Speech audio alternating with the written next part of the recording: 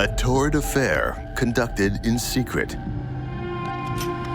A gun makes its way into the wrong hands. The evidence so far is scanty.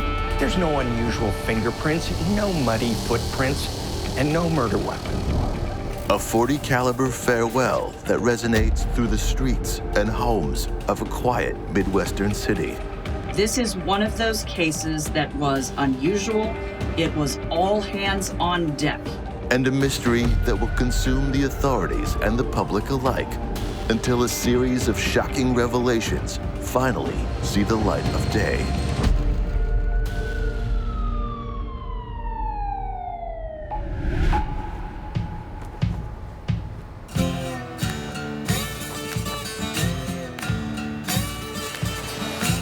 Independence, Missouri, just to the east of Kansas City. It's a Midwestern town through and through, if largely a suburb of its bigger neighbor. It's about a quarter of the size, and they don't have a lot of violent crime. In fact, they average about 9 homicides a year. But many of the residents like to pack a little something extra, just in case. Indeed, Missouri ranks 20th in the U.S. for gun ownership, and nearly half of its 6 million residents are in possession of some kind of firearm. Randy Stone, a 42-year-old insurance agent and Marine veteran, is one of them. It's the afternoon of March 31st, 2010. Randy Stone is in his insurance office. Whether he knows it or not, he isn't alone there today. Randy Stone's wife, Teresa, discovers his body at around 5 o'clock that afternoon. And she tells police that she gets to their small storefront insurance office where they shared this office together and noticed that the blinds were drawn. And she said that that was odd. The deadbolt was open. She told police that was unusual. She goes inside, all of the lights are off. I yell. I say, "Honey, where are you?"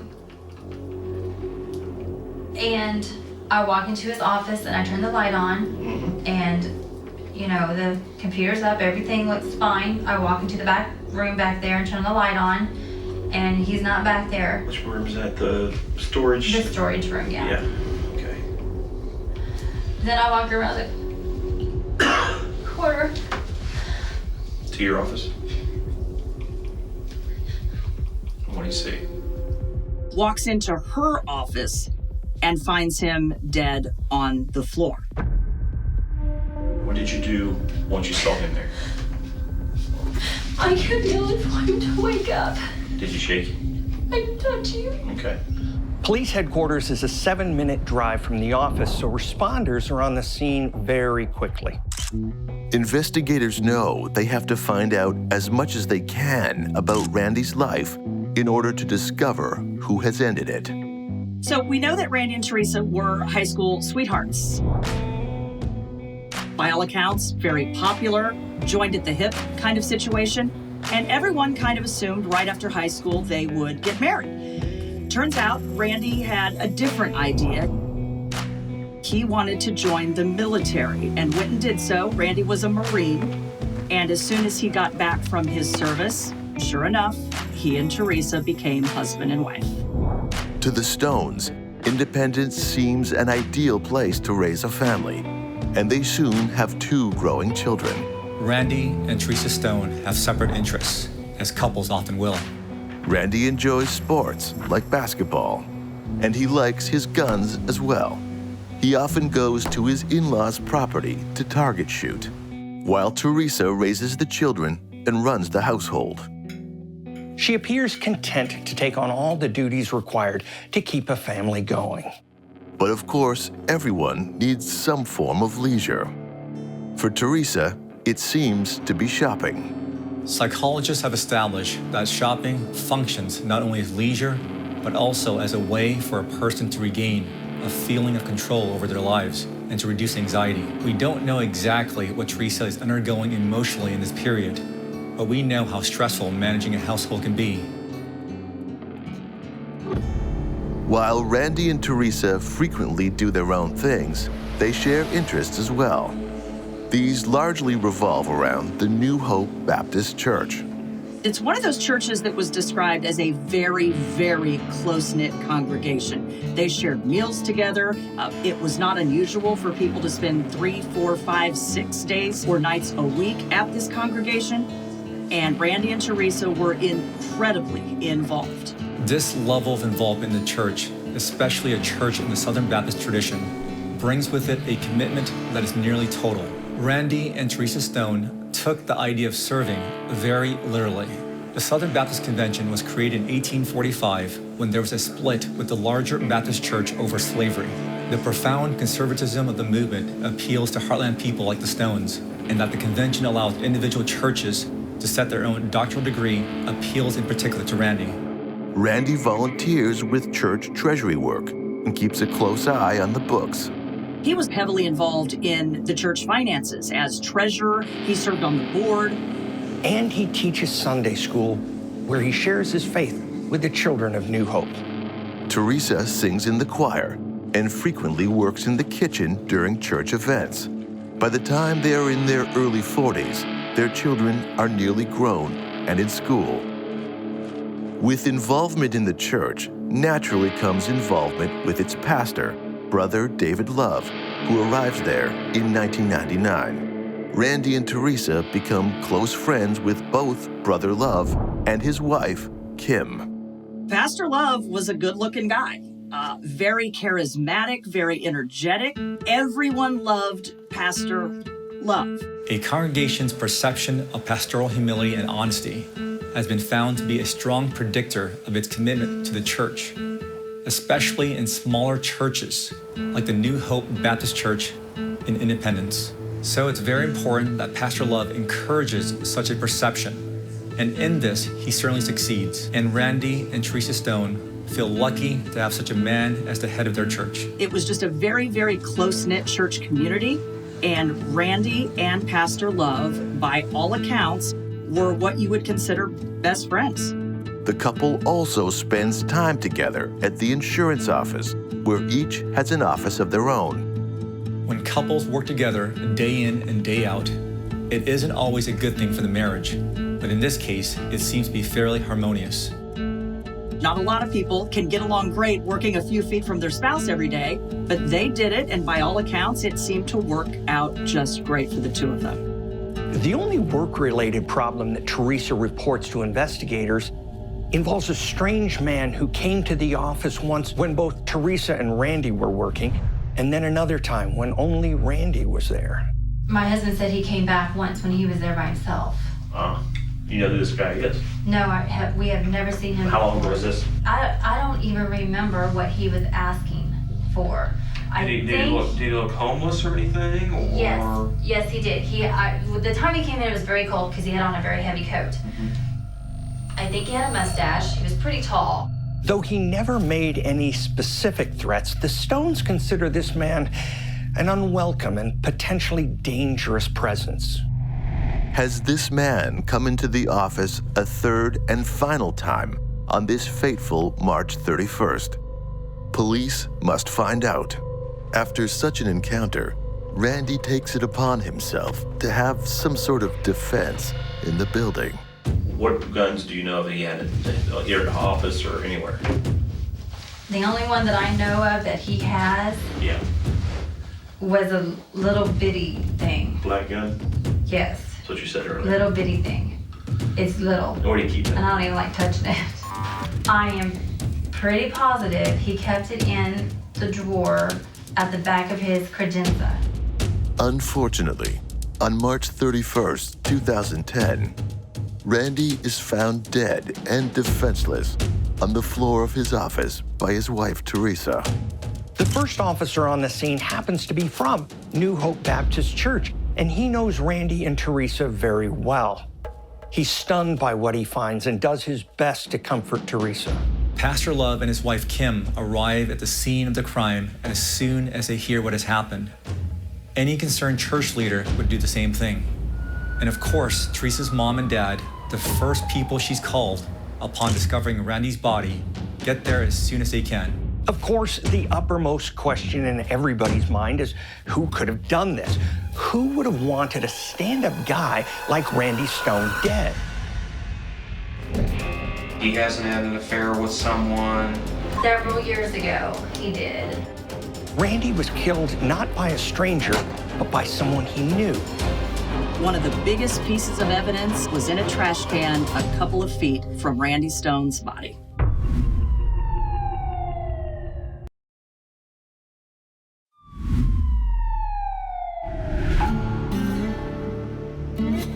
The murder of Randy Stone shocks the suburban town of Independence, Missouri. Randy and Teresa Stone, married almost 20 years, are apparently as happy and God-fearing a couple as you might ever meet. One horrible afternoon, Teresa Stone's life changes forever when she finds the body of her husband slumped on the floor of her own office. And I noticed he wasn't breathing, but I didn't want to touch him. I was That's fine. scared. One of the things police ruled out immediately was suicide. There was no gun found at the scene.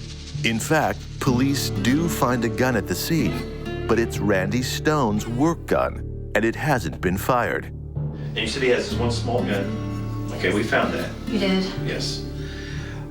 No other guns? No. Okay. They also find a hunting knife, but it too has no connection to the crime. Police rule out robbery as a motive because there's money left on a desk in the office. Randy Stone also had his wallet in his back pocket. So a robbery seemed out of the question. Given the position of the body, it seems evident that Randy was killed not by a stranger, but by someone he knew. They thought from the beginning that whoever killed Randy Stone was probably someone that he knew. They just didn't know who. But evidence so far is scanty. There's no unusual fingerprints, no muddy footprints, and no murder weapon. But what police do find is a shell casing lying on the ground near Randy Stone's body. And with a little forensic work, a shell casing can tell you a lot. It appeared Randy had been shot with a .40 caliber. During their investigation, police check the phone in Randy's office and find something interesting. Early in the investigation, police learn that the first number that Teresa Stone dialed after finding her husband's body was not 911. It was her parents. They tell her to call the emergency number, and she does, but the question remains, why didn't she call an ambulance right off the bat? Of course, in a stressful situation, a person might behave in ways that seem odd later on, but it did raise a small flag. Detectives delve deep into their 8-hour interview with Teresa Stone, and cracks in the facade of her marriage appear quickly. No affairs on the side or anything like that. No. He hasn't had an affair with someone. And just be honest. Several years ago, he did. Okay. But that was right after we got married. Okay. That was a long time ago. And it didn't cause any friction that No. you guys were wanting to get separated No, or no. you never had to leave the residence or anything? No one left the residence or anything? No, never. Investigators collect every instance of conflict Randy Stone has in his life, but there aren't many. Randy Stone had been keeping the books for New Hope. And early in Pastor Love's tenure there, Randy discovers $30,000 missing from a missionary fund. He was upset about the finances and the way that the finances were being handled. And that was no secret. Pastor Love is asked to account for it, but angrily denies any wrongdoing. It must have been difficult for Randy to bring it up in the first place, given how much admiration and respect he had for the pastor. And soon, Randy's trust in Pastor Love is regained to the point of having him counsel the Stones when their marriage runs into trouble. That's the sort of person Randy is, a religious man inclined to forgiveness. Well-liked as he is, Randy Stone's funeral is a crowded affair. Friends, family, clients, and well-wishers. And there are a number of additional guests as well. That day, members of the Independence Police Department were in that church, and they recorded the stirring beautiful eulogy delivered by Pastor David Love. You see, there's nothing more that we can do for Randy Stone. Nothing more we can do for him. He'll never have another thought in this body, another emotion, another hunger pain. He'll never be able to sign another policy or kiss his wife on this side of glory. Randy Stone's name was on the sign over his office, Randy Stone Insurance Agency. How many here really know that Teresa was the agent of that place? She was the cement and the glue, wasn't she? At that point, they weren't sure who was involved in the murder, but they thought it was likely that the murderer would be inside that church. And of course, it turns out they were right. But everyone Randy Stone knows is in the church today. So who is the killer? Investigators don't yet know who killed Randy Stone, but when the ballistic reports come in, they at least know what type of gun killed him. It appeared Randy had been shot with a .40 caliber. The casings from the gun were on the floor, and those were collected as evidence. Investigators know that Randy Stone likes to target shoot, and they also know how statistically likely it is for someone to be shot with their own gun. So a trip to one of Randy's target shooting ranges seems warranted. They were able to take some shell casings from one of the shooting ranges that he frequented, and those shell casings from his gun matched the casings at the scene where he was shot and killed. Spent bullets and casings are as individual as your fingerprint. They're compared under a split-screen microscope by forensic experts to determine whether they came from the same gun. It turns out those shell casings ended up matching Randy Stone's own .40 caliber weapon. We know that Randy was killed with his own Glock. We went out to your house or your parents' house and got shell casings, okay? From when he used to target shoot. The discovery that Randy Stone was killed with his own firearm raises a number of critical questions and gives the investigation an intensely new focus. So how does Randy Stone come to be shot with his own gun? This is a key question in the investigation. An entire prosecution will rest on it. You have to remember, Randy Stone was a Marine. He was also a gun enthusiast, and everyone around him said he never, ever would have turned his back on anyone in that office that he felt was a threat. It wasn't in his nature. He was a Marine. I want to know how anybody could get into that office, get that Glock, and shoot your husband. Because we're talking about the former war guy, the Marine. How would anybody get that gun away from him? I don't know. I have no idea. I keep asking myself that all the time. Marines follow very strict code on firearms handling. During training, there's a very strong emphasis on marksmanship and weapons handling. They practice weapons handling and dry firing for weeks before they ever shoot a live round. They're taught to secure their weapon, to always know where their weapon is, and to never turn their back on someone who might be their enemy. You get that training like Randy Stone did, and you have it for life. The man who killed your husband had the gun already. There's no way you could have got that gun away from your husband. Investigators now discover a new piece of evidence that sends the case ricocheting into yet another surprising direction. One of the biggest pieces of evidence was in a trash can a couple of feet from Randy Stone's body.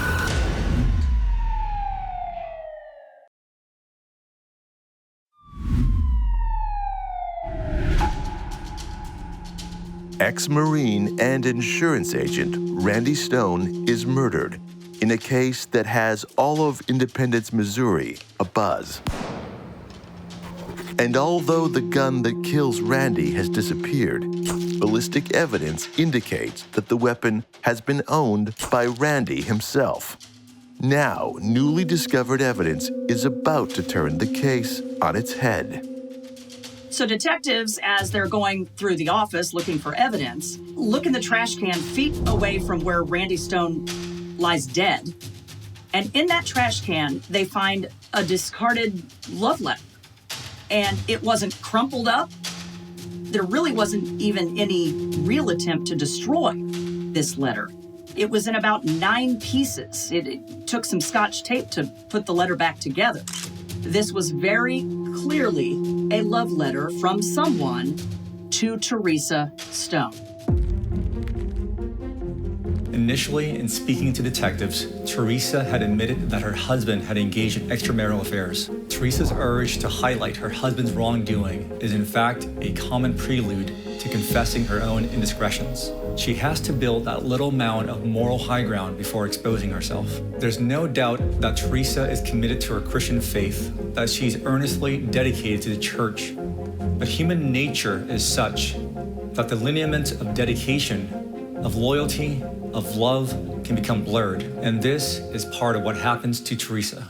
Police, over several hours of interrogations of Teresa Stone, finally start getting her to admit that this was more than just a secret admirer, that in fact she had had a 10-year love affair with Pastor David Love. Your extramarital relationship with David lasted about 10 years. Yeah.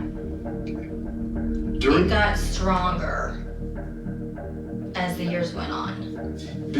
So it started off as a, what type Just of like, relationship? you know, close friends, good friends, you know, Then it grew to what? sexual love. Love. So you guys fell in love. Yeah.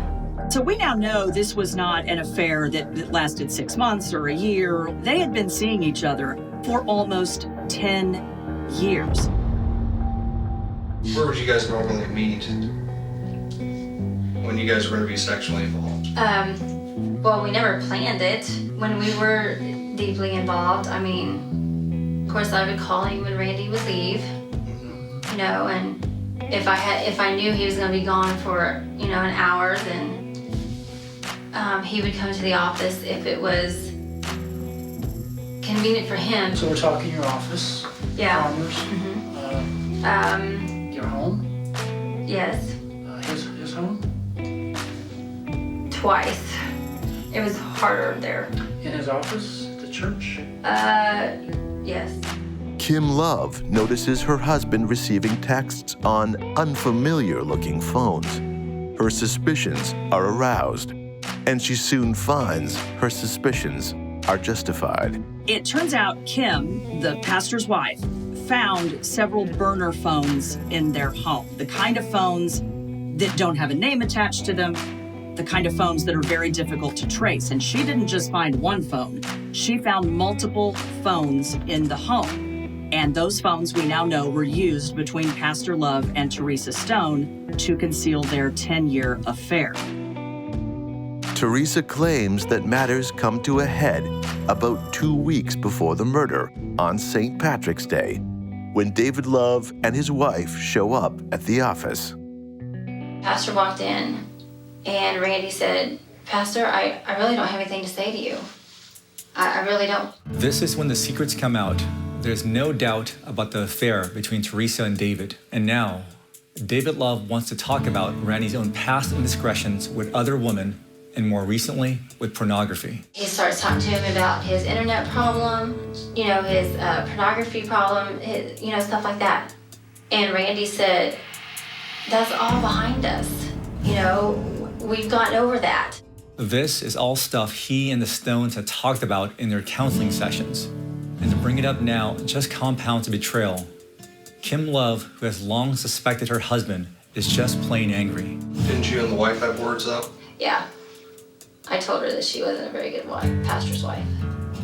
Investigators soon uncover more of Teresa's strange activity on the day of the murder. And one of the admissions that investigators gently pry from Teresa is that after the discovery of Randy's body, she went to the bathroom of a local rental car agency and destroyed the burner phone that Pastor Love had given her. After you found your husband, you left the crime scene to go to the bathroom, and while you were there, you destroyed a phone. You know what that looks like. I know.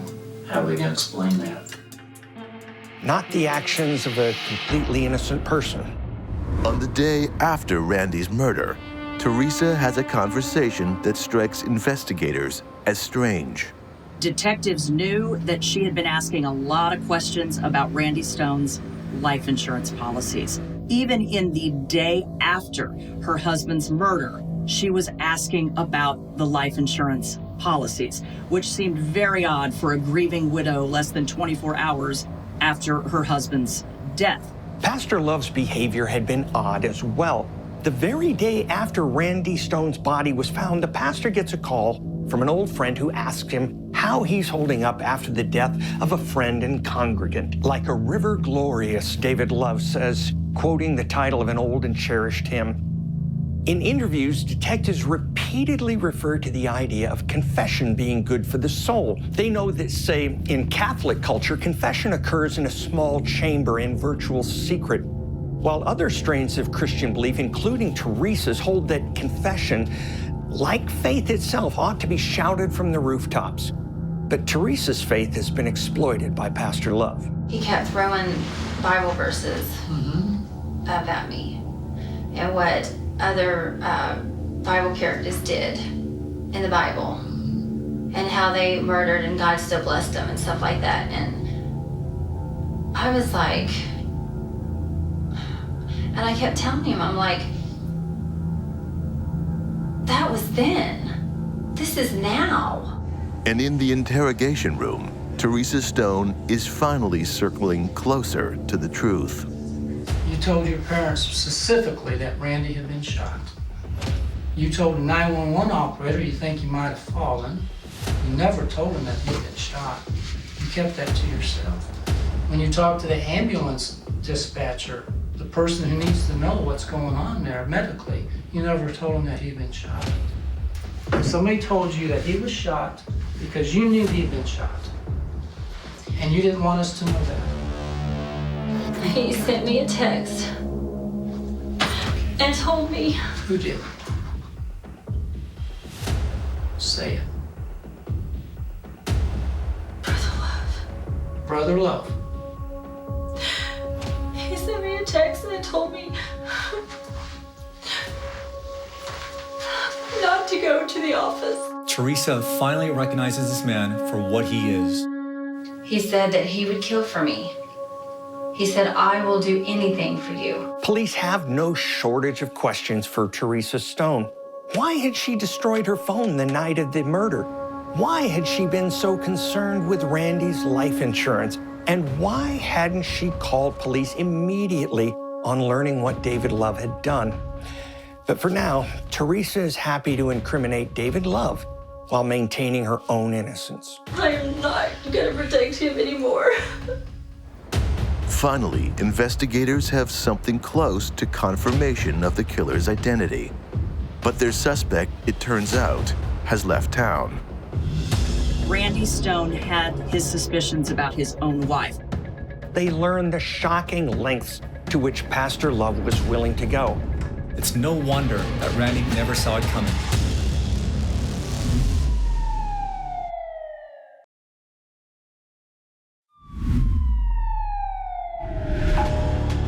A mysterious murder rocks a Missouri town, but the sordid story behind it is even more shocking.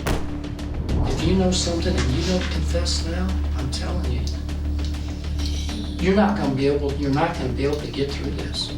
A bereaved wife tells part of what she knows. When I was on my way back to the office, after I dropped Miranda off at the house, he sent me a text and told me,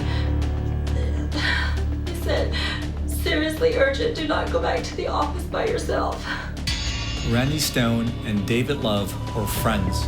It wouldn't be a stretch to say that at least at one time, Randy considered Pastor Love his best friend. It's no wonder that Randy never saw it coming. He said he walked in the office and he just aimed and didn't even look. He said he did that? That's what he told me. So he said he pulled the trigger?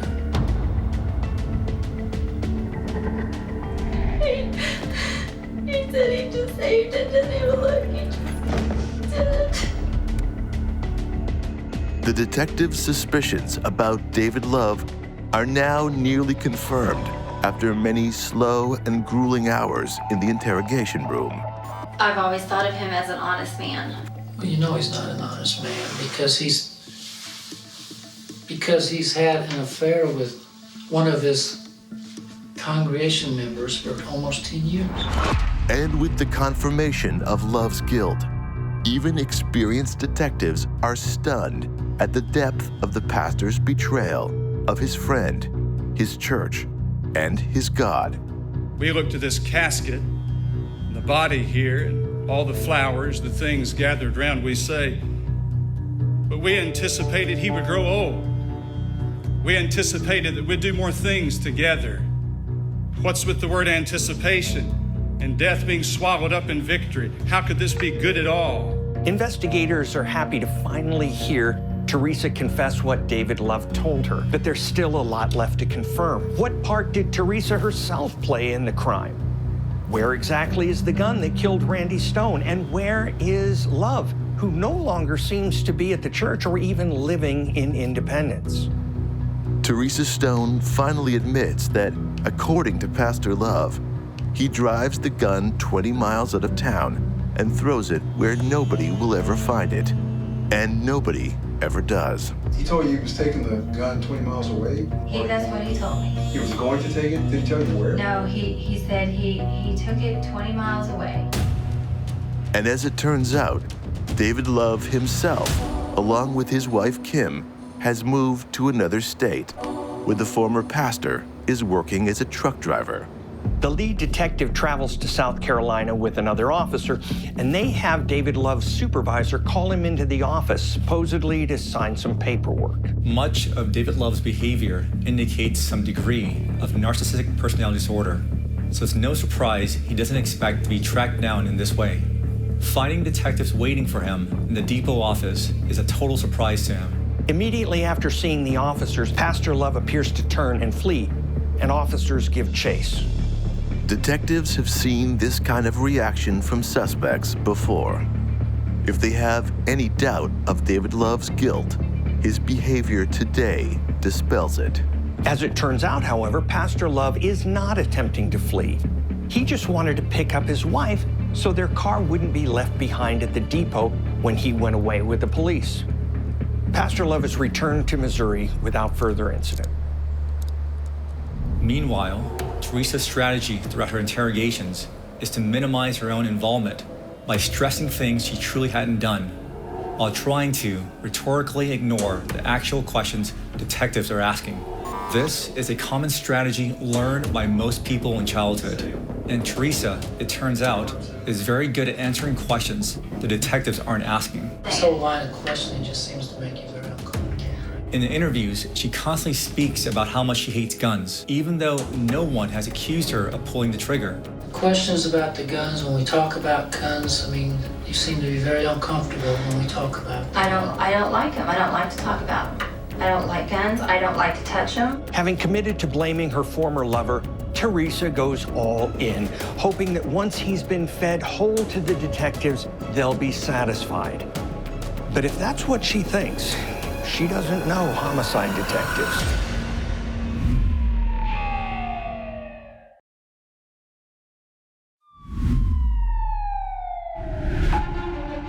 A brutal murder in Middle America. Irrefutable evidence that what may start as the most heartfelt of emotions can curdle into the most heartless of crimes and become a startling saga of sin and secrecy, leading to an investigation and a capture, but with one essential angle still unconfirmed. So at this point, police know all about the affair, and now Teresa Stone knows that they know about the affair. But what they didn't have was that final piece of the puzzle connecting Teresa Stone directly to the murder. The key now is to get Teresa to admit that she helped Love access the weapon, which makes her an accessory to her husband's murder, if not the instigator of it. The man who killed your husband had the gun already. There's no way you could have got that gun away from your husband. The gun was passed off to him is what I'm trying to tell you. Only you would have been able to do that. No, I don't touch guns. I don't like them. At this point, it doesn't matter how much Teresa insists she didn't ever touch guns. With David Love on his way in for his own interrogation, police have a powerful lever with which to pry the last few secrets out of her. I think Brother Love is going to break down like a cheap shotgun. I think he is going to spill his guts in about record time. I would bet 30 minutes. And he will tell us everything he knows. David Love is brought in and interrogated by investigators. If you want to invoke your right to an attorney and not answer any of my questions, that's your right. That's your right to do that. I feel like I have to because I don't know why wouldn't I have an attorney because I don't know what I'm facing.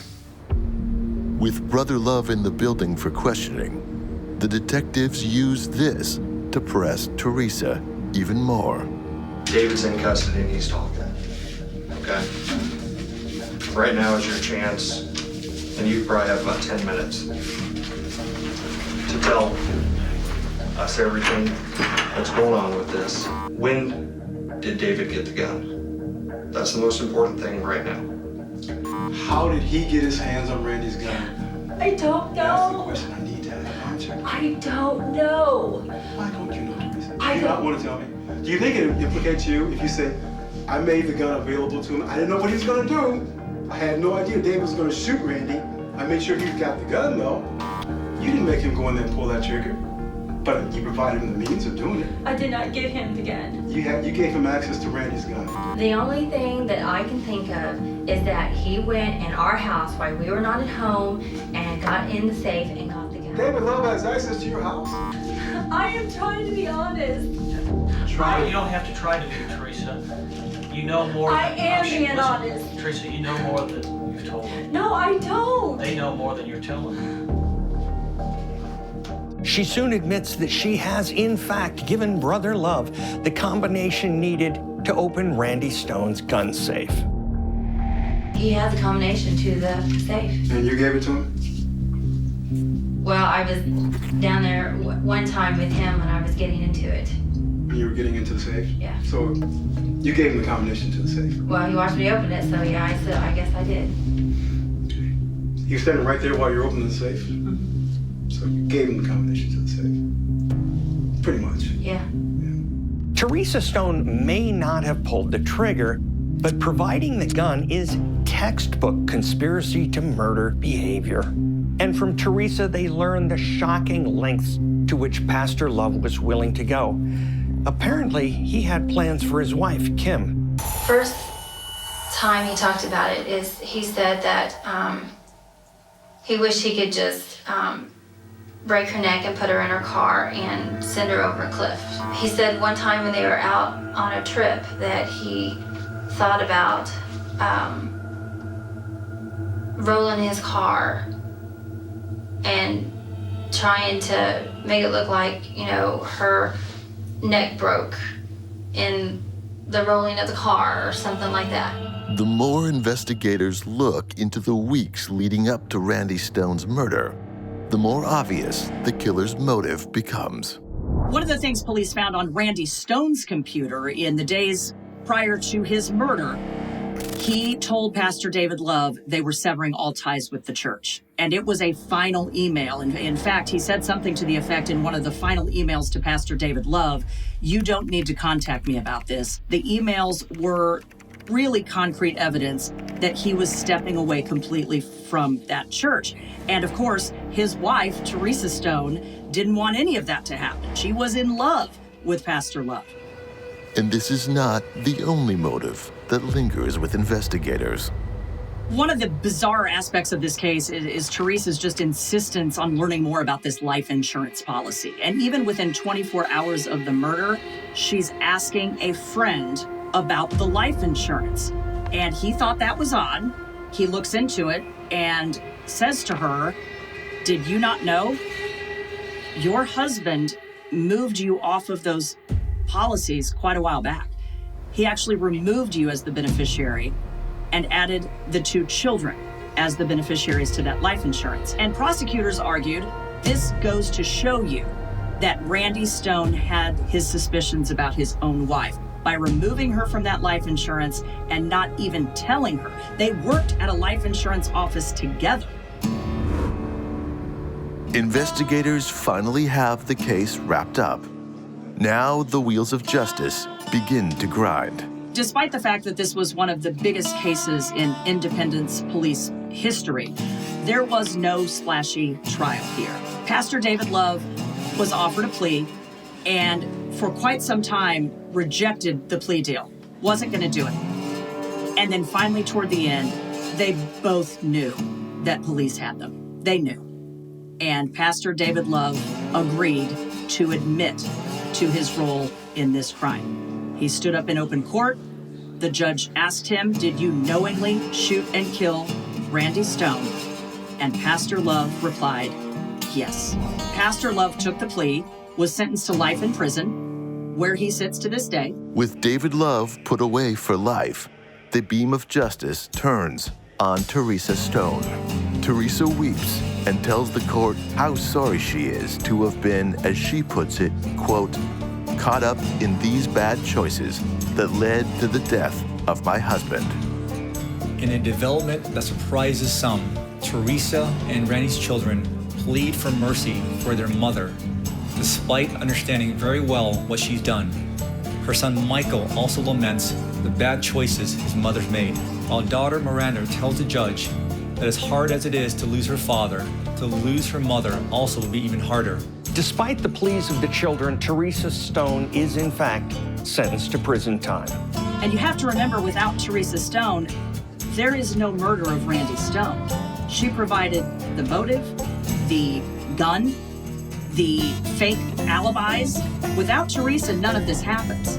She serves 8 years and is walking free today.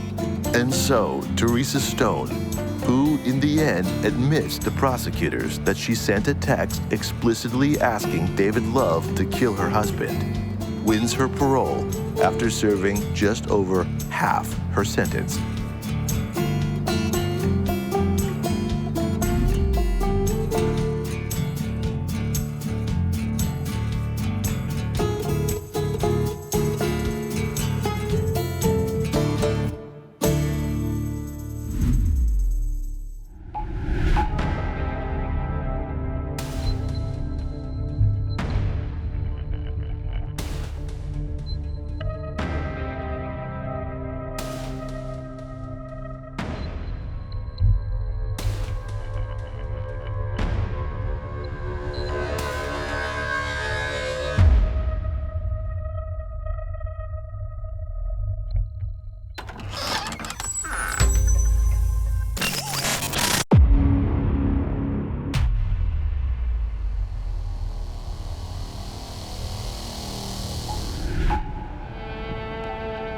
Phoenix, Arizona, 2005.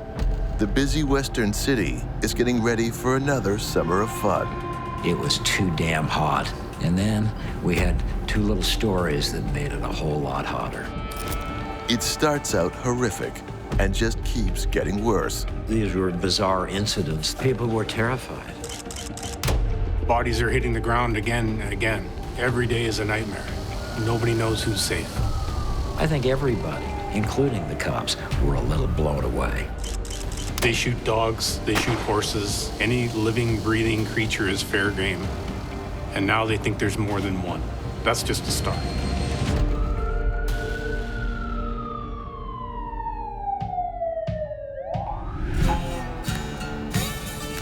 Phoenix, the capital and most populous city in the state of Arizona.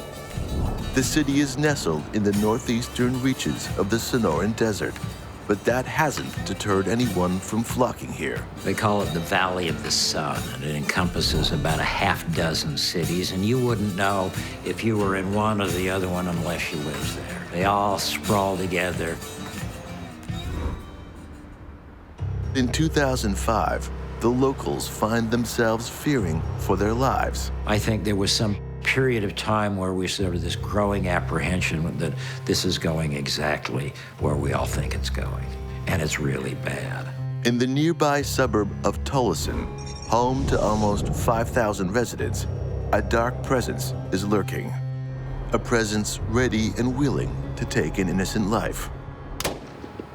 At first, it's random dog shootings. Then they shoot a horse. Police don't know what to make of the animals being shot at for no reason. So this little tiny town adjacent to Phoenix has a lot of horse properties and is basically kind of a rodeo town. And someone started shooting the horses that lived in people's front yards and in their backyards. A horse is gunned down by a .22 caliber rifle. Police must uncover if this is a random attack or part of a bigger scheme if they hope to find the shooter. These random shootings are taking place, and it's even more unnerving to know that they were animals. Why would somebody do this? And don't forget, there was also different jurisdictions. So it's hard to see the big picture if you only have one or two cases. Just these random dogs and horses that were just outside. They were easy targets. But as the moon appears in the night sky, a dark and unnerving night is only beginning.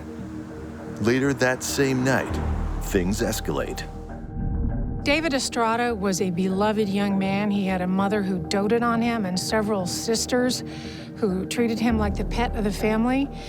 He was musical and he was bright and he was movie star handsome. He was struggling to find his way as he approached adulthood.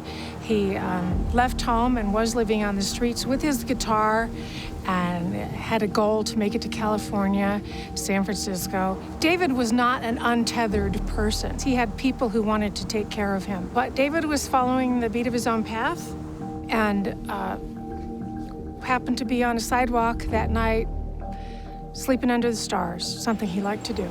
Estrada has set up camp outside a bus stop nearby, and he sees a car slowly creeping up. And someone drove up alongside him and shot him.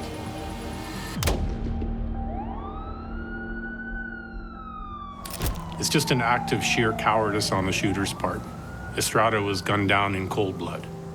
If it's indeed the same shooter, they've stepped up their game. You know, shooting a random horse is one thing, but killing a person randomly at a bus stop is on a whole nother level. It's almost as if the shooter was trying to get up the nerve to kill a person by shooting the horse first.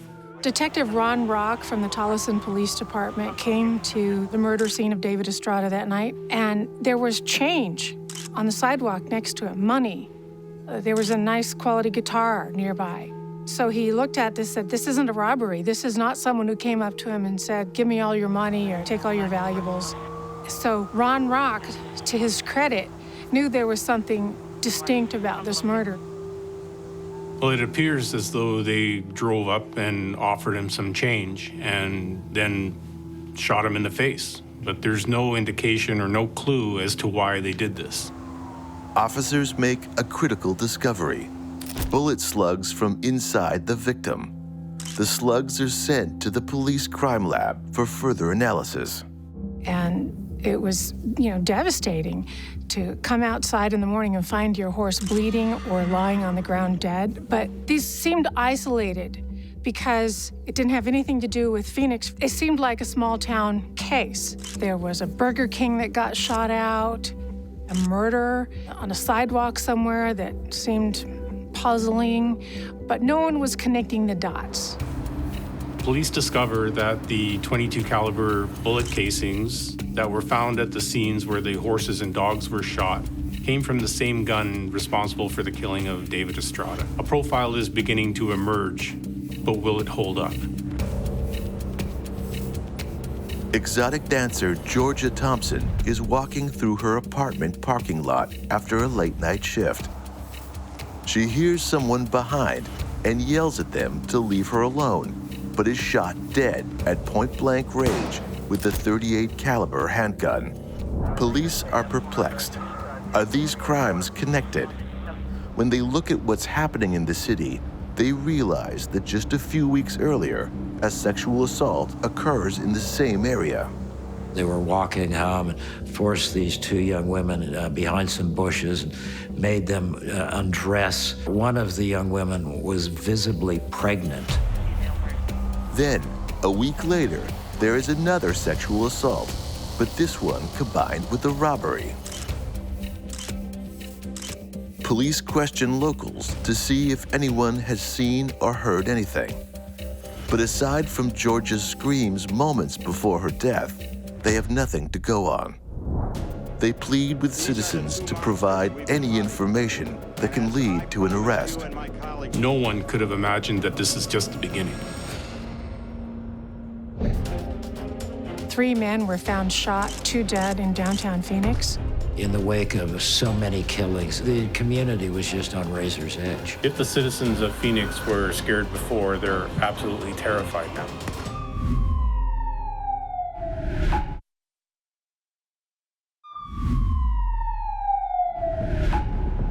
Disturbing crimes are happening around Phoenix, Arizona. Women have been sexually assaulted and 1 murdered, and several people have been shot, randomly targeted at night, along with several dogs and horses. Using ballistic evidence, police have discovered that the same gun is used in both the David Estrada murder and the animal killings. It appears they have a serial shooter on their hands. Over the next few weeks, more incidents occur. Sexual assaults and robberies are becoming commonplace. Shortly before 10 p.m., a dog named Shep is killed. And another named Irving is shot and wounded by a .22 caliber rifle within a few blocks of each other, just north of Camelback Road in Glendale. One of the major differences between being able to compare a .22 caliber bullet casing from that of a shotgun, for example, a .410, is that a .22 caliber casing can be matched to the firearm that actually shot it. This is very difficult, almost impossible to do with a shotgun shell. As the canine body count rises, so too does the human count.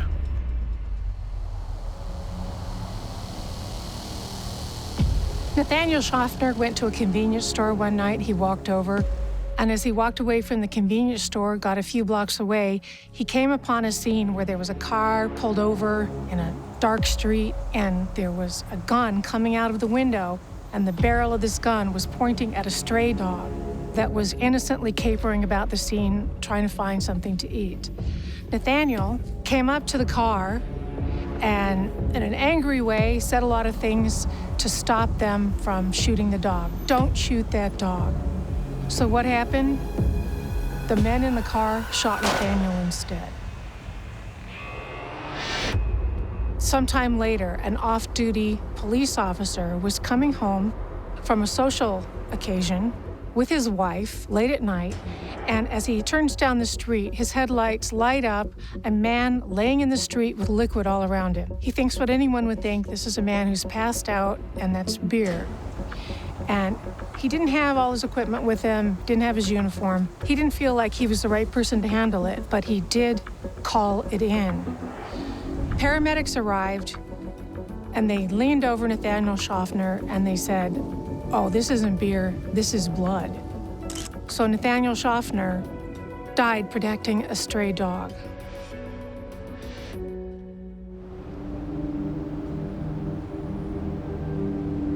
At 6 p.m., 39-year-old Tina Washington is attacked and killed. Even by a veteran cop's standards, it was a terrible scene. A witness who manages to hide behind a steel door. But the man, in his terror, was unable to give them a good description. That crime scene was very valuable to police because they found a shell casing. But the savvy detectives there at the scene noticed that she seemed to have no jewelry. Turns out that Tina Washington had what was called a mother's ring. That was gone. One of the sons told police that that was missing. Police wondered if these killings might be connected, changing weapons for different scenarios. For example, using a handgun when he's on foot, or when he's in his car using a rifle or a shotgun. But this all changes on December 29th, 2005. At 7 p.m., the shooting starts. First, it's a bartending school, but no one is hurt. Then, at 10:10 p.m., a dog is killed while being walked by its owner at a park. 20 minutes later, Jose Ortiz is killed on North 10th Avenue in Phoenix, and Marco Carrillo is shot and killed 1 block away. At 11:39 p.m., Timothy Torde is shot in the neck and wounded nearby. Shortly after midnight, 2 dogs are shot and killed on East Granada. A German Shepherd is also killed on North 32nd Street. At 2:15 a.m., an off-duty Marine is shot and wounded. I think you could say the official start of the serial shooter case was December 29th, 2005. This is when 3 men were found shot, 2 dead in downtown Phoenix. And the detective working that case the next morning got a call from a detective from a tiny little police department in a tiny little town adjacent to Phoenix who said, you know, I have an unsolved case from earlier in the year. This sounds an awful lot like your case last night. Overwhelmed with bodies and ballistics, detectives soon make a startling discovery. All of the victims of the drive-by rifle shootings are males and animals, and all of their handgun victims are female. This changes everything. It's definitely a breakthrough in their investigation. Could there be 2 active serial killers on the loose, both operating at the same time? We were hearing police say serial killer, not serial killer, oh, it's a rapist, it's this, it's that. We didn't know what was going on. If you were just a regular person not privy to everything that was happening inside the police department, you didn't know what was going on. All you knew is that you were frightened. If the citizens of Phoenix were scared before, they're absolutely terrified now. Anything and anyone could be next.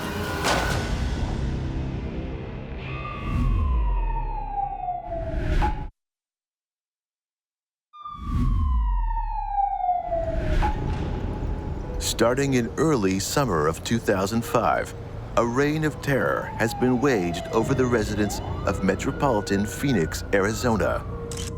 On the fateful night of December 29th, 2005, a rampage leaves 2 men dead, along with several other dogs and a wounded ex-Marine. All shot with either a .22 caliber rifle or a .410 shotgun from a passing vehicle. While these instances occur in a similar pattern, at the same time, a serial predator is haunting the areas around Baseline Road. These crimes are done on foot, using a handgun. With already 7 instances, including robbery, rape, and murder, the profiles of the separate instances indicate their worst fears. 2 separate serial killers are at work in Arizona. Now the police are dealing with what are believed to be 2 active serial killers. They need to work around the clock to try to catch them. They decided to break the unit into 2 groups. One dedicated to catching who they called the serial shooter. The other group was dedicated to catching who they called the baseline rapist. The baseline rapist came to be known as the baseline killer because the victims were killed in the area of Baseline Road. Authorities discover evidence that could further the Baseline killer case. It's a gunshot fired off by the rapist to scare away onlookers that conclusively ties the assaults and robberies to the murders. The police are able to match the casings to the .38. The rapist murderer was doing everything in his power to prevent any DNA evidence from showing up at his crime scenes, from attempting to use condoms, to making the victims rub their saliva with dirt and then rubbing it over their own bodies to basically pollute any DNA that he may have left on them. But for as carefully as he tries to cover his tracks, the Baseline killer soon slips up.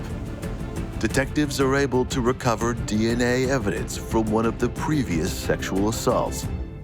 Now they have a lead. But as much as detectives learn over the course of their investigation, in 2006, his pace of assaults picks up. 18 separate attacks take place, which are all attributed to the Baseline killer. That number rises to 23 over the next several months. February 2006 proved to be a very bloody and terrible time. 2 women, hardworking women working in a food truck, Romelia Vargas and Myrna Palma Roman. These two women were found brutally murdered early one morning inside their food truck. And then March comes along, and another one of those headline-grabbing, gut-punching stories. You had two young workers at a Yoshi's restaurant, George Chow and Lilian Sanchez. They were closing down. These two young people murdered by what was now identified, and police were looking for the serial rapist and murderer. And shortly after that, a woman named Sofia Nunez was found dead in her bathtub, found by her young son, who was worried about his mom when she didn't come to school to pick him up. The community is at wit's end, dealing with seemingly weekly events of new deaths and assaults. Authorities make pleas to the public to come forward if they know anyone or anything that could lead them to the killers. The officers in the community feel helpless because the people that they're sworn to protect are being targeted. All they can do at this point is hope that they collect enough evidence fast enough to bring the case to a conclusion. Meanwhile, the so-called serial shooter hasn't struck since that fateful December 29, 2005 night. And police still haven't been able to get a description of the shooter's car. It could be anyone. The summer of fear starts when Claudia Gutierrez Cruz is shot and killed on May 2nd with a shotgun. She'd gone in for an extra shift as a glass stacker at a restaurant in Scottsdale because she thought they might need extra help because there had been sort of a strike that night. And they said, you know what, I think we got it covered, you can go. And she came home on the bus, but the connecting bus, it was too late. So she had to walk where the further bus left her off, all the way to her apartment. And she died. That same night, 17-year-old Kabili Tambadu is shot and wounded. He had been sent to the store that night to pick up some milk at the convenience store, so that's why he was on the sidewalk that night. And he was shot in the back, and the 17-year-old boy who's made it all the way to America from a very troubled, traumatic background from a war-torn country in Africa, Sierra Leone, staggers from the sidewalk through the bushes into the marble floors of a hotel and drips blood with him across their marble floors and asks for help. Over the next 2 months, the carnage holds the city hostage. During this shooting spree, 2 Walmarts are set ablaze. Adding to the general carnage that Phoenix residents are dealing with, little do police know that these fires will be key later. It was really scary living in the Phoenix area at that time because you had 2 serial killers working at the same time. I personally am unaware of that happening, at least not commonly anywhere before. Employers were putting up flyers, do not go to your car alone. People stopped jogging, all of this, because it was just too frightening. And, you know, with good reason. People were dying and being maimed and traumatized. It was horrifying. Detectives set up a tip line in the hopes of gaining vital information that will help them capture the serial shooter. And they get no shortage of calls, straining their resources as they try to make sense of all the leads. And just when people start thinking it can't get any worse, it does. The baseline killer strikes again, but this time for all to see. Then along comes June 29th, in the summer of 2006. A young woman named Carmen Miranda is washing her car. Not only do they get their first sort of look at this guy, they get their eyes on the body of this guy. And as shocking as anything was just the violence and the speed of the attack. It visually confirmed what all of these other crime scenes had told police, that this was really just a ferocious, scary predator, because he set upon this woman with such speed and such force, threw her into the car, drove her off, sexually assaulted her, killed her. Her body found a short time later. In the wake of so many killings at this point, the community was just on razor's edge. But authorities won't have time to rest. Another killer is on the loose. And July 1st, he strikes again, this time wounding Diane Bien and Jeremy Ortiz in 2 separate instances that night.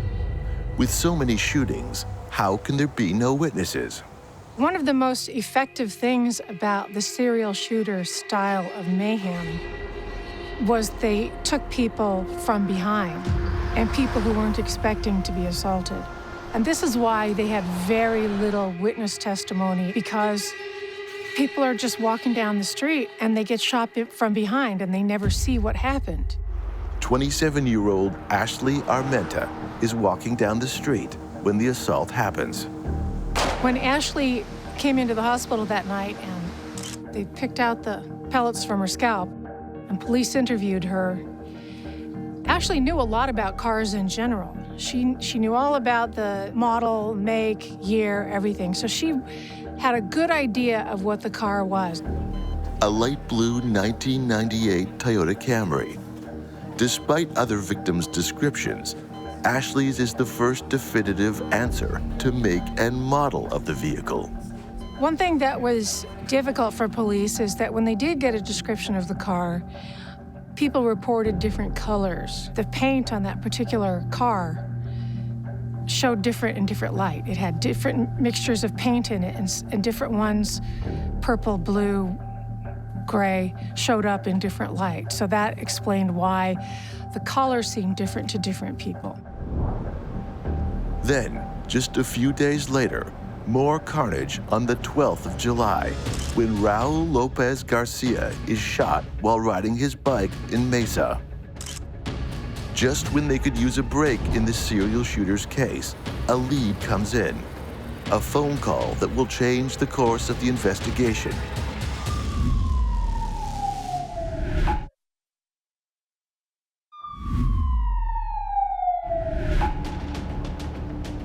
There are 2 active serial killers on the loose in Phoenix, Arizona.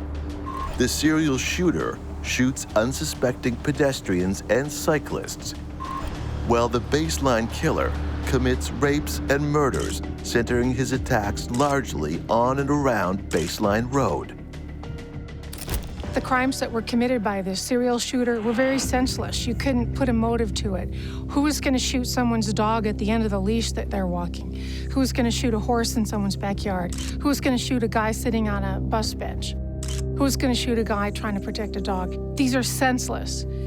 A rape case is very specific. The motivation is obvious. The serial shooter victims have all been shot with a .22 caliber rifle or a .410 or 12-gauge shotgun from a moving vehicle identified as the late 90s Camry.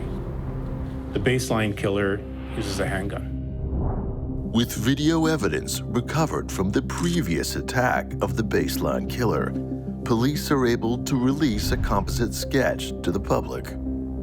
He appears in the video to be an African-American male.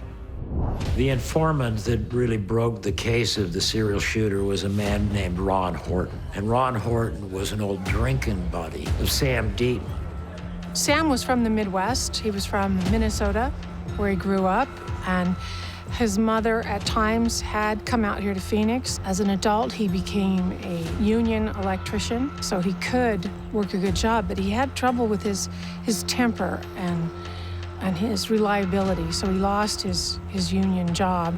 Ron Horton wasn't the kind of guy who watched news or read newspapers, so he wasn't really aware very much of the whole serial shooter crisis in the area. But one night, he was at a bar with his friend Sam, and Sam said the strangest thing to him. He said, "Have you ever killed a man?" Sammy apparently was one of those kind of guys when he got a belly full of beer, he shot his mouth off too much, and apparently had boasted to Ron that he had shot people. Ron says, "No, what are you talking about?"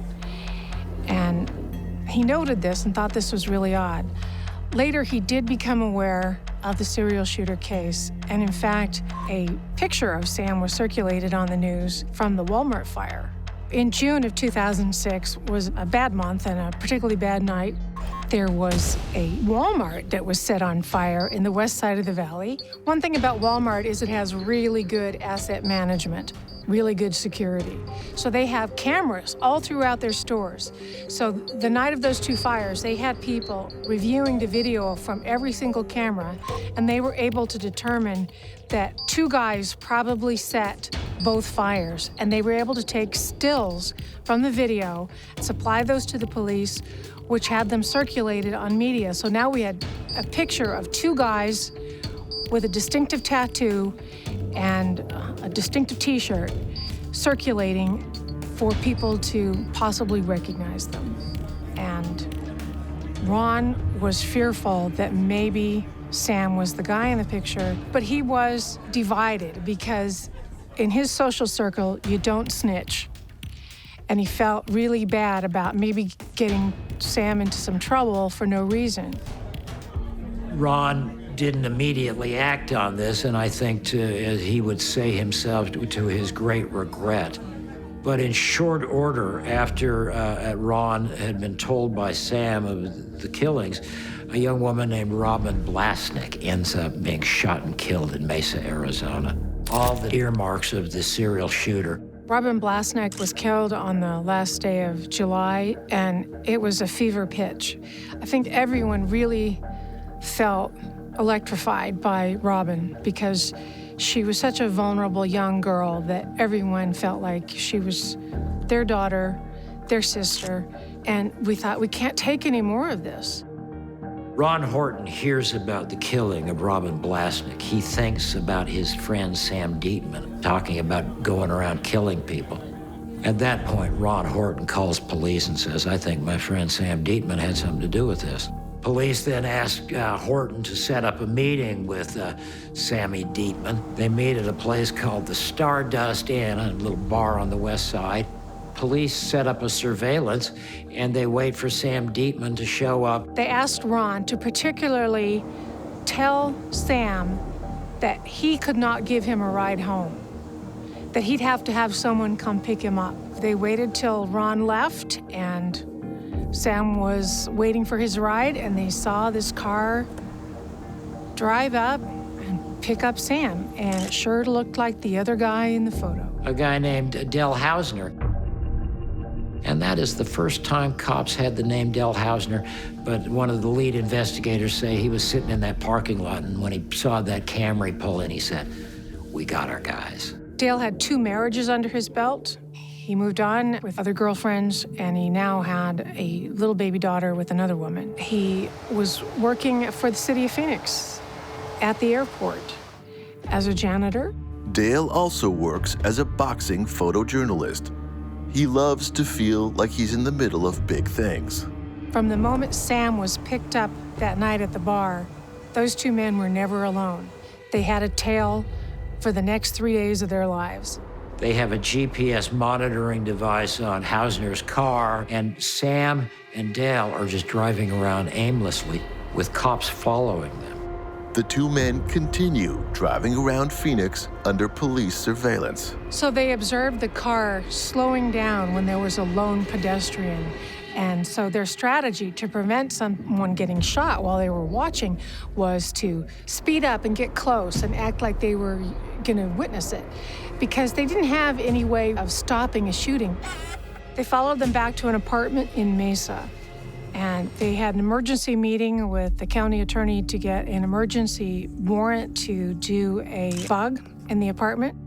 They went to the apartment next door, put up a monitoring device so they could listen to their audio. They have a lot of surveillance on the apartment, and at one point they have Sam come out and take the trash, a trash bag from inside the apartment to the dumpster.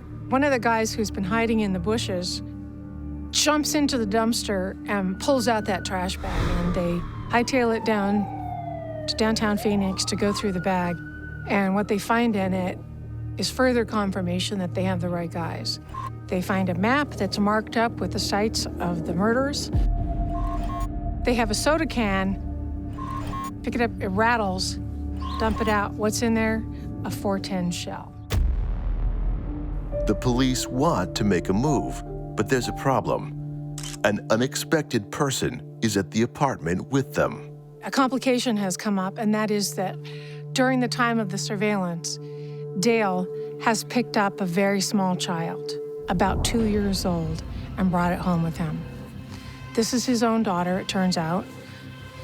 And what was really awful on the tapes of the bug, they hear Dale teaching his daughter just to laugh about the killings. Hey, good night, Sam. Night. See you in the morning. Hey, don't kill anybody. They can't do a raid with a baby inside there, so now they have to regroup. What are they gonna do? Anytime officers gather for the purpose of doing a forceful entry to execute a search warrant or effect an arrest of a suspect, they would have to do a risk assessment. They would have to do surveillance on the property to determine if the subject that they're looking for is present and who else may be present, and that would include the presence of children. And they would have to weigh very carefully whether or not it was worth taking the risk that an innocent child may be injured in order to continue their investigation at that point. If officers determine that a child is present and there is a person of interest or a suspect who may be armed and dangerous in that location, most often we would expect that they would continue the investigation, continue surveillance, and attempt to make that arrest at a time where there's less risk to innocent people. But can this tactic work until they lawfully arrest the killers?